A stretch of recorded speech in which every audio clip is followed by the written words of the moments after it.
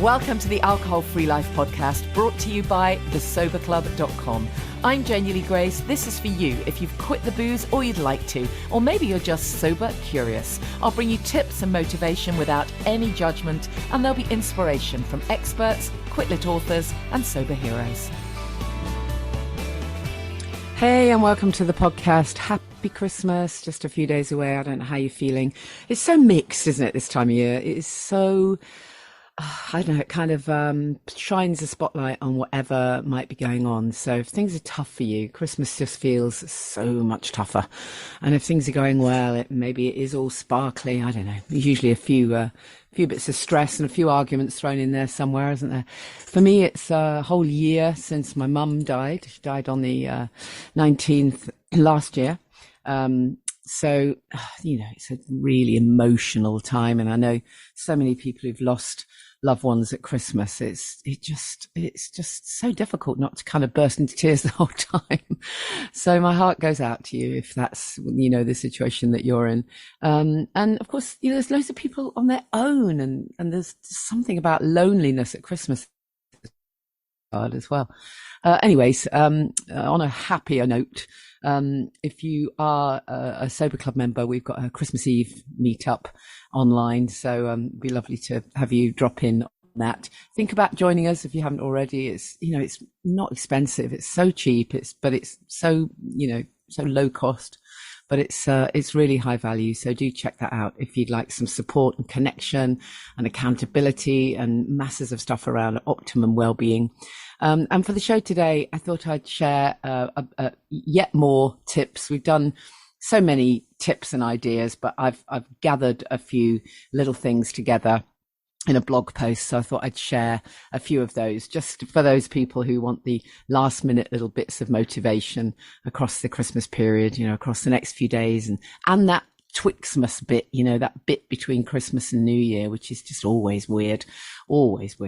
And then, as I'm sure some of you are aware, on January the 7th, so we're going to leave it a whole week into the new year, we've got a Setting Your Intentions workshop. So the reason that we're doing that is because from the 1st of January, if you sign up to this little event, this little workshop, I'm going to be sending you various bits and pieces, little prompts, little bits and bobs to think about. And then on January the 7th, which is Sunday, 4:30 p.m, we've got an online workshop, hour and a half to 2 hours, setting your intentions. So letting go of what you no longer need from 23 and setting your intentions for 24. This is not the same as making resolutions. I don't believe in that at all.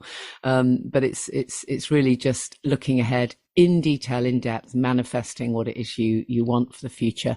So if you haven't yet stopped drinking, it's perfect for you to come along and let's get that one, really get real clarity on that. And if you've been sober for ages, then no doubt you've got many exciting things you want to focus on now. One of the wonderful things about ditching the booze is that it makes us brave and makes us go after other stuff. So we'll be doing all of that. So whatever stage you're at, do check out that event on January the 7th online. If you go to thesoberclub.com and click on events, you'll find all the information there. And that leads me beautifully into my guest, because I'm going to be chatting with William Porter ahead of our session on the 7th. So William is doing an interview for us for the 7th, because I thought, in addition to looking at what we're letting go of, at the intentions that we're setting, let's get some real logic around how the brain works effectively. Let's get the kind of neuroscience piece in there. So William is going to be doing a session for us on that event as well. But I thought, well, let's get two for the price of one, as it were, and let's share some tips from William on this session, because I know lots of you have heard William speak a lot of times, William Porter. Lots of you have read Alcohol Explained. Lots of you have heard William on this podcast. So I thought, let's actually get William's take on food, because, that's going to be something that many of us are going to be thinking about quite a lot over the next few days and weeks. So let's get his take on food and how we can possibly make that a little bit healthier. But before we do that, let me throw a few of these little tips at you. I did a few headlines, so you've got a little bullet point bunch of tips just to add to the many that we've already given you over the last few weeks. So this is obviously for you if you are intending to make this a sober Christmas. Perhaps it's your first sober Christmas, or maybe you just want some reminders. So I've just chunked it down into little sections. 10 tips for your happy sober Christmas. So number one is cheers to the mocktails. I think you may have heard me use the phrase, keep the ritual, change the ingredients, and you can literally swap the booze for some awesome mocktails. You can get really creative when you're doing an alcohol-free cocktail. It's really fun, and it's a great thing to do with friends and with family, because actually everyone really loves a mocktail once someone's made it for them, and you can do all that pimping stuff and make it look really pretty. Game on, but sober style. Now, you know, when I was drinking, I used to hate board games. I think probably just kind of held me up from reaching for the next drink, probably something like that. But actually now I realize there's quite a benefit in just playing card games or board games. And if you've got a bunch of people, it can actually be really fun. It's a really fun thing to do without having to have a drink by your side. So the next thing is about being festive, and this is about doing things up, really, and that kind of decorating thing. So I don't know what you normally do at Christmas time, whether you are someone who you may be one of those people that puts all those amazing lights outside the front of your house. I don't know, but whatever it is, just have a few fairy lights. I mean, honestly, it's just amazing how a few fairy lights can lift your spirits. To be perfectly honest, I don't think you can ever have enough fairy lights. That's my take on it. So borrow some. I actually managed to find some really unusual star-shaped fairy lights in a vintage shop. They were not expensive at all, and they're absolutely fantastic. I'm not sure how vintage they are. I haven't said that. Caffeine and kindness is my next one. William is going to share something with us about caffeine, but I'm not. I've got my fingers firmly planted in my ear because my tip is keep the coffee and the kindness flowing. You know, it can be tea, of course it can, but actually don't miss out just because it's Christmas time. Don't miss out on just taking yourself out for a nice coffee or meeting a friend and just having a chat. You know, I sometimes find myself at this time of the year, you know, I'll get a text from somebody saying, oh, I'm coming over near where you live and I'm going to be shopping or whatever. And do you want to meet for a coffee? And my immediate thought before I catch myself is, I'm too busy. I've got this to do and that to do and presents to wrap and, you know, sober club stuff I'm working on. And I'm just got way too many things going on. I haven't got time to take a pause to go and chat with a friend. Or how ridiculous. Of course I have. We've all got time to do that. So if you have the opportunity, or if you can't meet someone in person, just call someone up, call them on Zoom and sit and have a coffee together. It makes a difference. You know, everyone thinks they're fine on their own. I've got lots of clients that have said to me, oh, I'm good. I'm absolutely fine. But when it comes to it, actually we need connection. All of us need connection. And then my next little tip is DIY sober stockings. And what I mean by that is treat yourself to something. Treat yourself. You know, years ago, I used to feel really kind of fed up that my family didn't get me the gifts that I wanted. I used to get so grumpy about it. It was so pathetic, as if they're meant to be mind readers, you know. Even when I first stopped drinking, I remember having a right old grump for a few months because I had in my mind that I really wanted something that celebrated my sobriety. You know, I wanted a card or a t-shirt, you know, that said something about sobriety. I wanted something. And I suppose I might have dropped the odd hint, but of course it's not their reality. It's not where they were at. So how were they meant to know what I meant? I remember my husband saying to me, well, I heard you say that you wanted a card that said something about a soberversary, but I went into WH Smith and they didn't have any. Well, of course they didn't. But whose fault is that? You know, it's mine for not making it super clear. By the way, there aren't enough sober cards on the market. So Literally treat yourself, and it doesn't have to be expensive stuff. Buy yourself a couple of gifts and actually put them in a stocking or put them under the Christmas tree. Little things. Just get yourself another Quitlet book. Mine is available, of course, or some little self-care treats, or some organic skincare. Now that you're not drinking, why would you want alcohol in your skincare, right?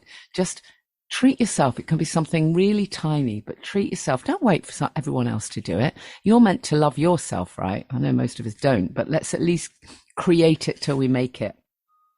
And the next one is mindful munchies. And of course, this is what we're going to be talking about with William, the whole idea of how we can eat a bit more healthily. But the reality is we're going to have some stuff over Christmas, aren't we? It's the way it goes.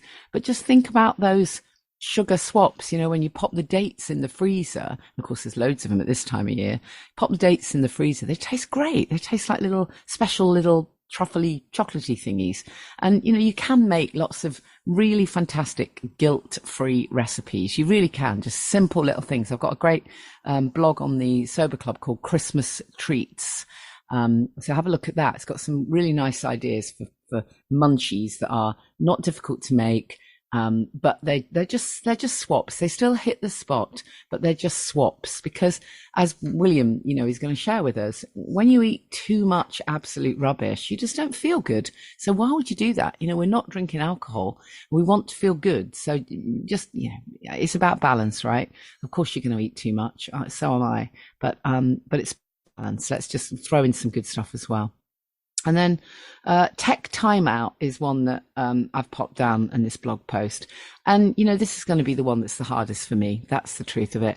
I find it really difficult to put the phone down. Sometimes I even notice that, even if I'm with my family or we're watching a movie, you hole up for a Christmas movie, and there'll be at least one of us on the phone. And sometimes it's me. It's terrible, isn't it, to admit that? It's just awful. But we've really got to put phones down. We've just actually got to step away from screens and connect with the people that we're with. It's a terrible addiction that so many of us have got, have got onto. But over Christmas, just set yourself a little challenge that yes, of course, you're going to want to check your phone and send you messages. That's fine. But set yourself some time, I don't know, whether it's 20 minutes in the morning and midday and however busy you are, but it's that constant thing. It's the all day thing where it's really not a good idea. So I'm going to try and do that one over the next few days for sure. So that's the tech timer or the digital detox, whichever you want to call it. And then this one is really key. It's gratitude bombs. And what I mean by that is literally do a gratitude bomb, do a dump of gratitude, really spend some time reflecting on what you're grateful for. And if this just sounds so horribly schmaltzy, it really isn't. I'm really not talking about the very obvious stuff. I know you're grateful for your home and your family. I'm talking about all the really tiny things, all the blessings that have come from you having chosen to focus on your optimum health. What have those blessings been? If you've only just ditched the booze, or if you're still sober curious, then you can write down what you're hoping for. So you can be grateful for what you know is going to come from making this really important choice. So gratitude is really everything. And if you are struggling at the moment, if you are feeling a bit anxious, if things are difficult for you, focus on gratitude, because it's literally like the kind of bridge that takes you from where you are into a more of a feeling of balance, and things start to feel okay again when you've got that really intense gratitude. So, make a list, check it twice. And finally, it's JOMO over FOMO. So when we're drinking, or when we are struggling, or we're in the early stages, there's this terrible sense of FOMO. What am I missing out on? What is it that, everyone else is having fun, everyone else is doing X and Y, it's Christmas, surely the drinks taste better at Christmas, surely I can't possibly watch the King's Speech without a glass of something alcoholic. It's this fear of missing out. Actually, we can literally switch it to JOMO, to the joy of missing out, when we start to focus on the incredible joy that comes from not taking in poison, right? We know we're not missing anything. There is nothing to miss. There are no positives. There are zero benefits to alcohol. Don't let anyone tell you any different. I went for years stuck in this trap. Oh yeah, but a glass of red wine's good for your heart. Oh, but this absolute BS, all of it. You have nothing to lose, nothing at all. You only can gain. So focus on that joy. Focus on those little things that you might be experiencing or that you're looking forward to. That joy from not drinking, that joy from not waking up feeling hungover, from not being embarrassed about what you might have said, the joy of not having to feel stressed about whether, you know, you've been inappropriate with family members or even just worried about how sluggish you're going to feel. Just you can ditch all of that. It's freedom. It's literally freedom. So if you haven't made this decision yet, I hope this last tip will help you make your decision to ditch the booze if you haven't already. Embrace the joy of missing out. And if you've been sober for years, you know, do a gratitude bomb and a little joyful dance to really literally celebrate just how joyful it is to have stopped drinking, because it really is. So let me introduce you to this topic, which is, you know, we do get a little bit serious, but I think mostly we're just trying to help people navigate the Christmas period when it comes to what we put in our mouths. So introducing William Porter. Well, I'm just so excited that I get to speak to William, not once, but twice. William Porter, thank you so much for popping on to chat about the Christmas period. How are you?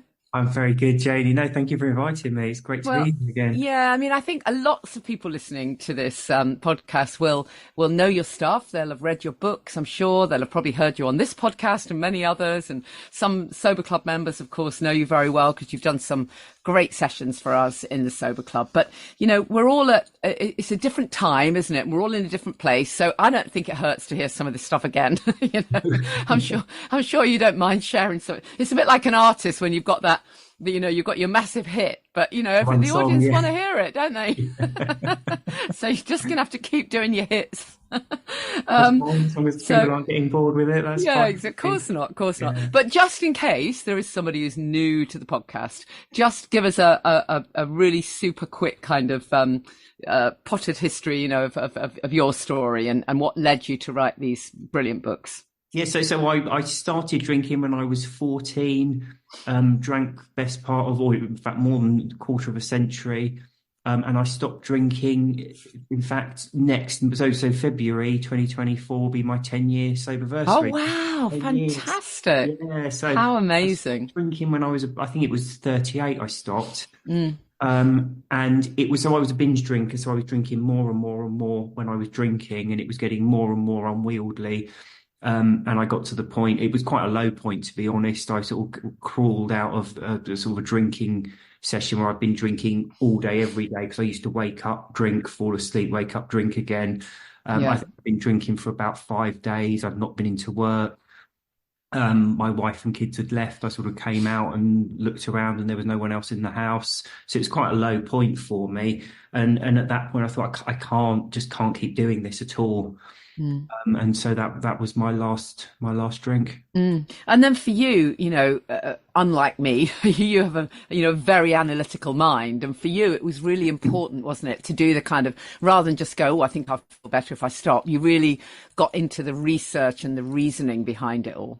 Yeah, that was it for me, because I couldn't, like we do with alcohol and indeed lots of other drugs, like smoking, nicotine, but it's that thing that when you're doing it, you're like, no, this is no good for me, I need to stop. But within a day or two, you're kind of like, yeah, but I still want it. So it was kind of a tug of war. So, I knew on the one hand I was feeling awful. I was waking up. It was, it was impacting my marriage, my job, my everything.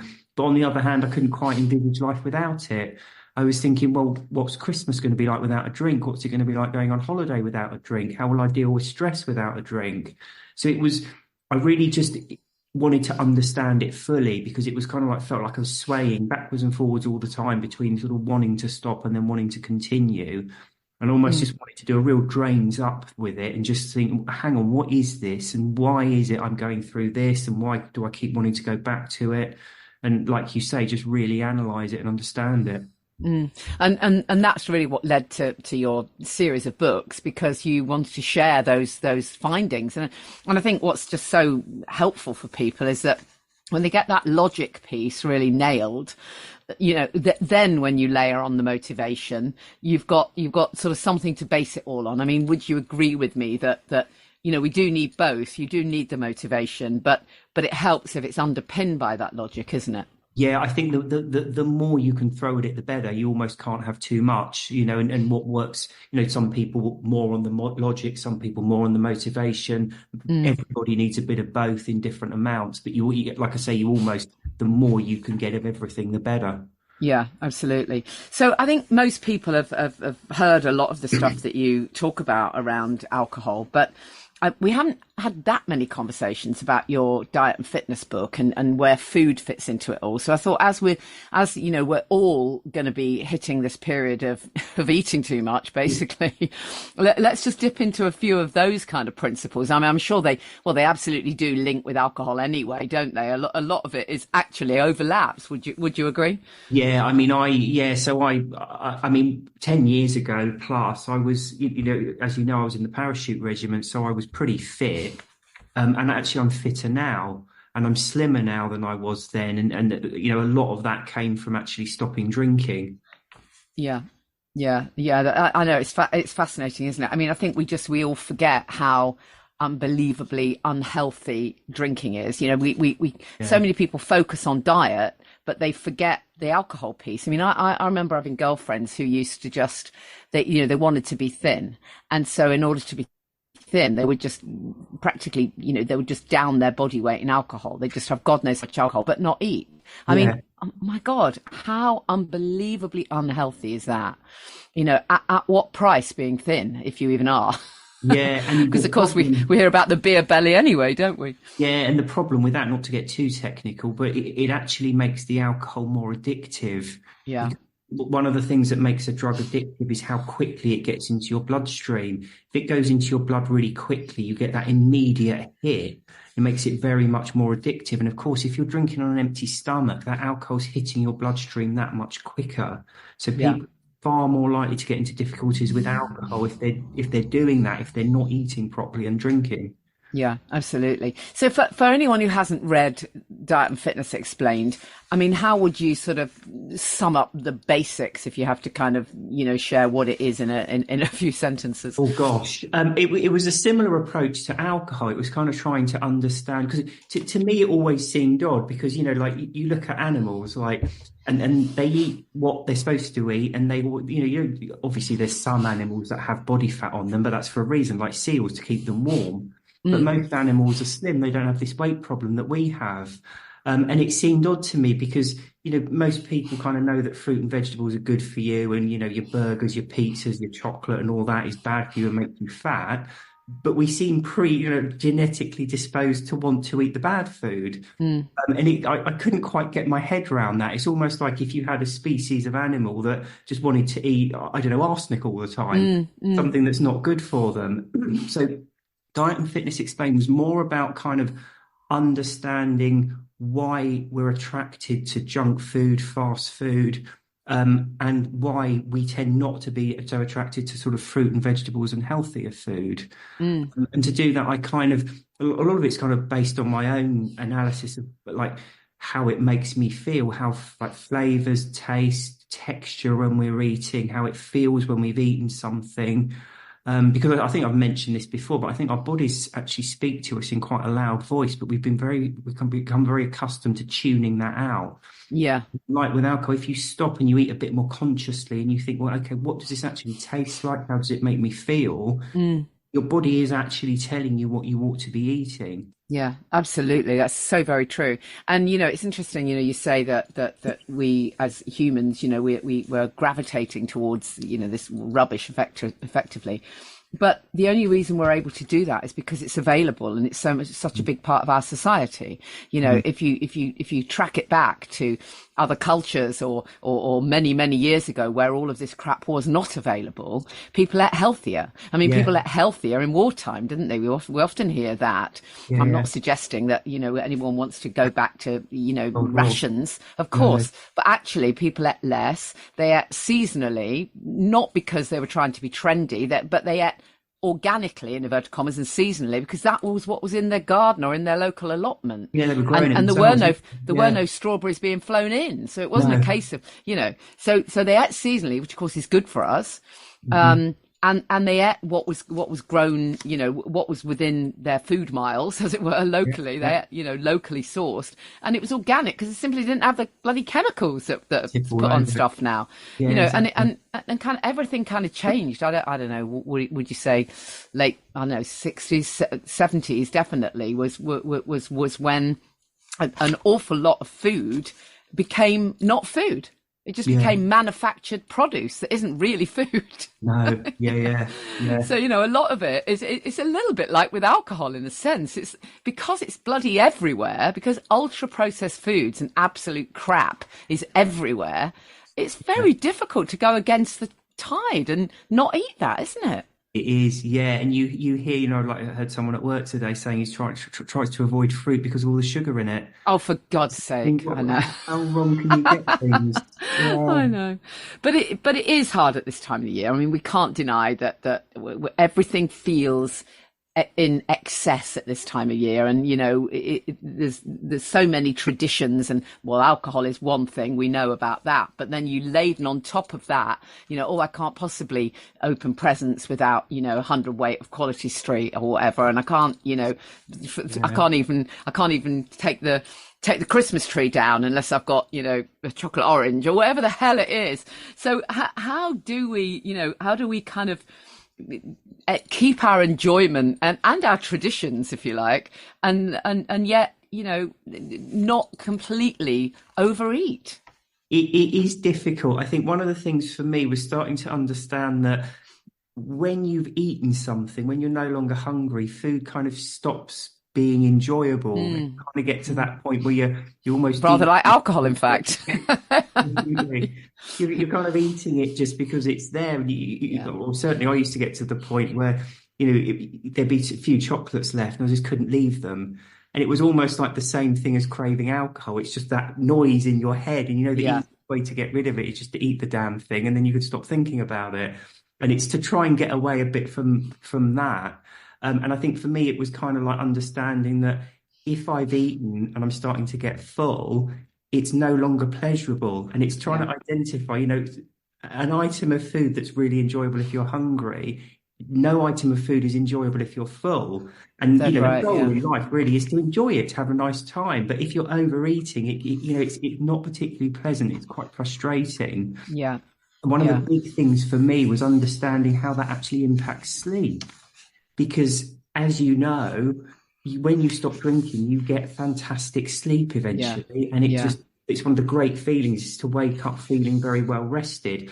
One of the big things that spoils me resting and sleeping properly these days is if I eat too much the night before, because of course, well, there's a few things, but when you eat something, it has to travel through something like 20 foot of digestive tract. And your muscle is squeezing it. There's muscles in the digestive system that squeeze it every inch of the way. So actually eating takes a huge amount of energy. If you eat a lot of food, your body's going through this massive digesting process, which disturbs your sleep. And of course, when the food is broken down to energy, a significant amount of it becomes heat energy. Now, when you sleep, your body temperature has to drop, I can't remember, 2 or 3 degrees before you can sleep. If you cannot drop your body temperature, you cannot sleep. But if you're eating a lot late at night, you're waking up in the night, you're ruining your sleep and you're feeling kind of washed out and tired the next day. I don't know if you've heard people say this, but they say, like I went out the other night, didn't drink, but I almost felt like I was hungover the next day. Yeah. There's different reasons for that, but one of it is eating too much too late and just that feeling of not having slept properly. So I think kind of understanding that, you start to think, that 15th mince pie isn't quite so tempting as I originally thought it was. Yeah, totally. And I think, as you said before, it's about being mindful of it, isn't it? And just being Yeah, mindful that, of course you can have a mince pie, of course you can have a treat, but be mindful that if you have too many, you're going to feel crap. And, yeah. and, and that, it's not rocket science, is it? If you No. put really, real rubbish stuff in, you're not going to feel good. But it's amazing how we forget that.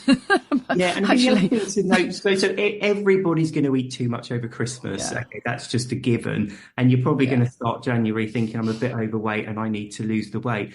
The less you eat, because this is the trouble, the mentality often is, I'm going to have to diet in the new year anyway, so I might as well sort of make the most of it.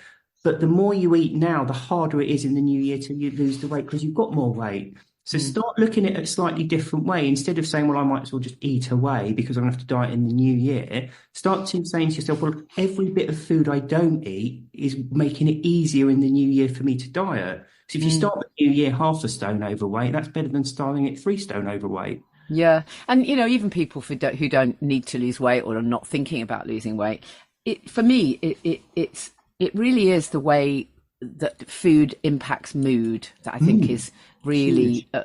really worth remembering. And I'm sure I've shared this before, but years ago when my mum was alive, and she always suffered from mental illness, but physically she was always very well. And Mm. then she came to see us one Christmas time. I really thought she was not going to make it till Christmas. I seriously did. I took one look at her, and she just looked absolutely awful. To cut a very long story short, because the kids were really young, we're like, oh, come on, grandma, let's make a bake a cake or something. And they kind of got her cooking and eating. And she kept saying, no, I don't want anything. I'm fine. And we gave her a full meal anyway. And honestly, it was literally remarkable. I so wish I'd videoed it, because within 3 days, literally, well, maybe even 2 days, she literally she was looking vibrant. She'd come alive again. She looked 20 years younger. Now, of course, it was lovely that she was around the grandchildren. I get that piece. But basically, she'd not been eating. It's really as simple as that. She'd Wow.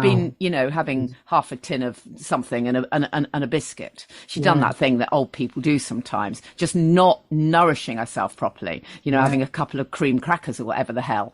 And it was literally in front of my eyes. I saw the power of food. Mm. to, It's to, amazing, to isn't it? heal. Yeah. And we so Yeah. often forget this. And when we get down and anxious or depressed or overwhelmed, we forget. And what we do is, of course, naturally reach for the sugar, which Yeah. will exacerbate all of that. Yeah. Whereas actually, by having really nutritious food, it raises our vibration. It's so important. It Yeah. really Yeah. is. It's just incredible. And I think anybody who's, going through anything, because Christmas is such a difficult time, isn't it? And there are so many people who won't be having a perfect Christmas, right?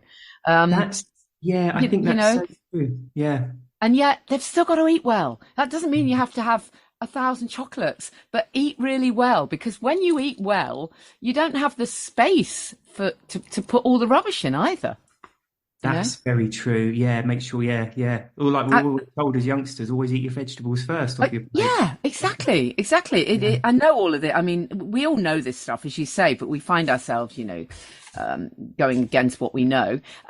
Just touching on the sugar, because there will be people who are kind of thinking, well, I'm doing all right. I'm not. This is my first sober Christmas or whatever, and I'm feeling okay. I'm feeling strong. I've got my toolkit in place. I know what I'm going to do, but I have got this absolute sugar monster raging, in fact, I spoke to someone who's been sober for a couple of years, but still the sugar thing is big. So tell us, a bit about your take on that and how you address that in the book. Okay, so obviously there's naturally occurring sugars like in fruit, and there's processed sugar, like fine sugar, which is stuff we get in cakes and chocolate and all the rest of it. Now, your body is designed to deal with natural sugar. And when natural sugar goes into your body, it's released quite slowly, and your body releases insulin. And what insulin does is it takes the sugar and it converts it into energy. So it's quite a slow process because natural sugar takes a fairly long time to get into your bloodstream, and it slowly builds up and then it stays there for a while and the insulin removes it. Because the refined sugar, one of the big differences between refined sugar and natural sugar is the refined sugar goes into your bloodstream really quickly. So what your body does is it releases a load of insulin to remove the sugar, but because it's not being absorbed slowly, it's suddenly all gone. So the insulin's there gobbling up the sugar and it's suddenly all disappeared. So you then go into a real slump afterwards because it drains all the sugar out of your blood. So you start to feel like really tired and lethargic. And of course, like drugs, the easiest way to get rid of that feeling is to have a load more sugar, because the reason you're feeling like that is because you've got too much insulin. So the short-term effect of having too much sugar, or having too much refined sugar, is that massive slump you get afterwards.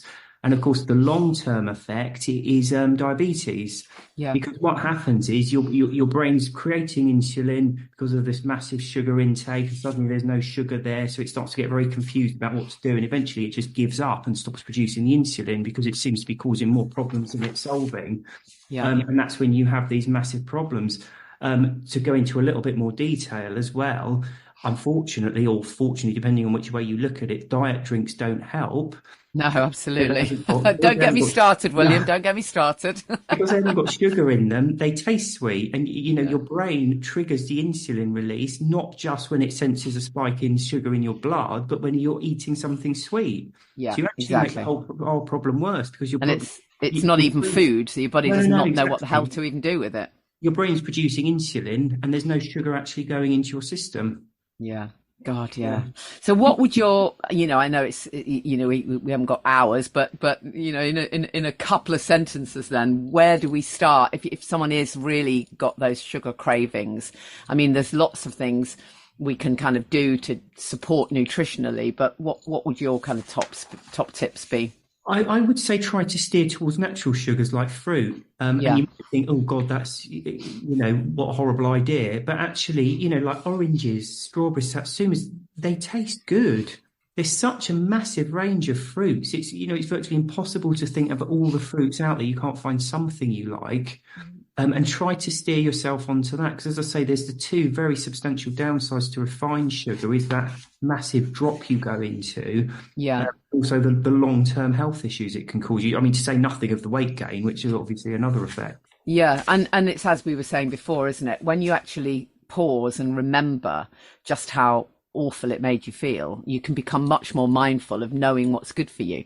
Yes. I mean, so much of this just tracks back to stuff we talk about all the time, which ultimately, once you stop drinking, you're more able to focus on self-care and actually recognize, well, hold on a minute, I'm worth it. I better look after myself.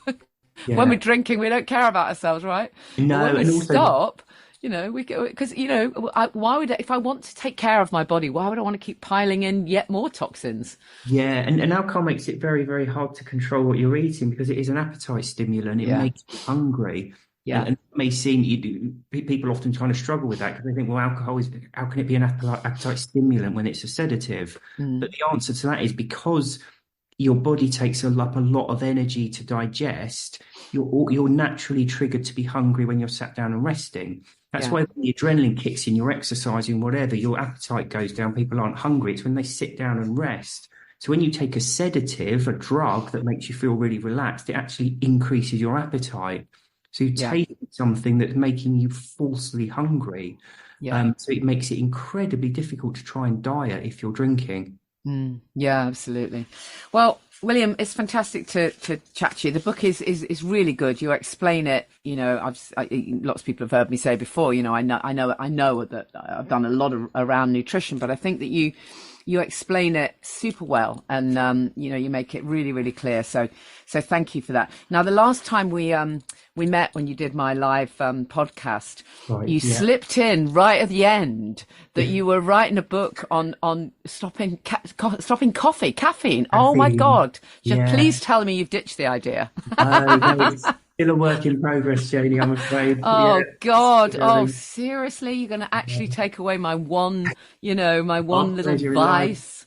Oh, for God's sake! Seriously, come on! You better just give us a tease. Is it really bad? Then is it? Can we come? Seriously? Can I not have any coffee? It's of all of them, it's obviously not the worst of them. Okay, so it's definitely not as bad as nicotine, alcohol. I suppose it depends how much you have. I mean, I don't believe that with alcohol. I believe that all alcohol is toxic and even one glass Mm. is harmful, end of. And obviously with food, we have to have some food, so that's okay. But with coffee, you telling me, maybe it is about the amount, is it? She says, desperately trying It's to claw so something back. Yeah, no, I'm not sure I want to tell you this, but the problem with caffeine is you do become used to it quite quickly. So Yeah. they've done studies where they've got people who don't drink caffeine and they give them some caffeine and they try and get them to sleep and they can't sleep, surprise, surprise. And they do that for night 2, 3, 4, 5, whatever. By about the fourth or fifth night, they're actually able to sleep with the caffeine. But what Right. happens is, although they're asleep, they find it very, very hard to get into deep sleep. Okay, so that's Right. the Okay. first point to bear in mind. Secondly, caffeine's got a very long half-life. So the half-life of a drug is when you consume it and it drops to half the amount that was in your bloodstream. So nicotine's quite quick, it's 2 hours. Caffeine's 5 hours. Oh my So God. if you have a cut-off of like midday, if you're drinking, say, a 100 milligram cup of coffee at midday, you've still got about 25 milligrams in you by the time you go to bed at 10 o'clock at night. So Mm. even if you're kind of limiting what caffeine you have, it's still going to be in your system. You might find it very easy to go to sleep, which is absolutely fine, but it is detracting from the actual quality of sleep that you get. Wow. But you see, the answer is not decaf coffee. Well, I would say it isn't, because a lot of the actual decaffeination process is terrible. Yeah, they use quite a powerful chemical, don't they? Yeah, I mean, you can get this Yeah, the Swiss. There is a way of doing it. There's a Swiss water-based decaffeination process which some yeah. companies use. But as a general rule, if you went into a coffee shop and just got a decaf, you're getting a shed load of chemicals you don't need. Yeah, it's not the best solution. The other thing just to mention with caffeine as well, which is I personally found this, and this might not be true for anyone else, but so I would drink caffeine in the morning and cut it out in the afternoon. I would get incredibly tired in the afternoons. So I'd have that nice boost in the morning, but the afternoons, particularly by the time the evening came, I was quite tired. And I just put it down to a hectic lifestyle. And I like to exercise. So and now 47 years old. So I was thinking, well, I'm bound to be tired in the afternoon. Having cut out caffeine, I'm not tired in the evenings or Wow. Have you cut it afternoons. out completely then? Yeah, I've cut it Oh, out. William, your body is a temple. Because people often think, oh, you're cutting out all these things for health reasons, but for me, it's just quality of life. And the Well, of reason I'm not course, going yeah. back to it is because, like Because you feel better. yeah, I just feel Yeah, better. You yeah, do miss that initial boost in the morning, yeah, yeah. but then you're level for the rest of the day. I don't have that real droop in the afternoon anymore. Fascinating stuff. Well, yeah. Okay. Well, we look forward to that when it comes out. I'll have you back on, and I'll try and argue for a bit. Oh, there you go. Anyway, William, thank you so much, and look forward to speaking with you on our New Year session. And thank you for some of those tips. We may as well just accept that most of us are going to overeat, but we can have some of this stuff in the back of our mind, right? Absolutely, absolutely. Yeah, Thank you, William. my pleasure. Thanks, Janey. Bye. Thank you, William. So, as we've already said, it is about balance. I don't expect anybody to be a complete saint or angel over the Christmas period, but let's just bring some balance back. And William is going to be part of. We've recorded an interview that's going to be part of our workshop on January the 7th. So I hope some of you can join us for that. You will receive, if you sign up for that, there's a tiny fee which goes to the Sober Club Give Back Fund. But if you can't pay, it's absolutely fine. Just let me know. It's fine. But it's going to be a 2-hour workshop, or 1.5 to 2-hour workshop. And we're going to include some tips from William, because we're going to look at the kind of logic piece as well as all the manifesting and what it is we want to focus on for the future. So if you go to thesoberclub.com, click on events, you'll see the info there for that event on January the 7th. Really hope that some of you can join us. While you're in the events section, by the way, there's an event coming up in Manchester organised by Andy from After Party, one of my sober coaches that I trained. Andy is hosting that event at Love From in Manchester. That's on the 21st of January, and I'm really looking forward to speaking at that, being one of the speakers there. And then in February 25th, we're going up to York to do Family Constellations. So excited to go back to York.